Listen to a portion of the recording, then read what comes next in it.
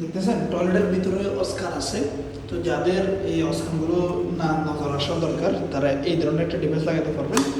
তো অবশ্যই সাইফন করার পর এই মুখটা যে দিকে এই মুখটা একটু সোজা রাখি এভাবে বসাবেন।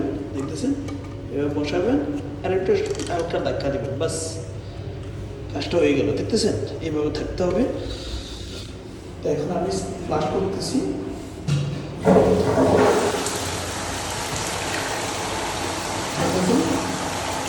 সুন্দরভাবে কাছে চলে যাবে, ব্যাস। আবার অটোমেটিক প্লাস্টিকটা উপরে উঠে যেতেছে। তার মানে কি সিস্টেম মতো সুন্দর মতো হয়ে যাবে, নিচের কোনো কাজটা কিন্তু নজর আসবে না। অবশ্যই আপনারা টিপসটা ব্যবহার করতে পারেন।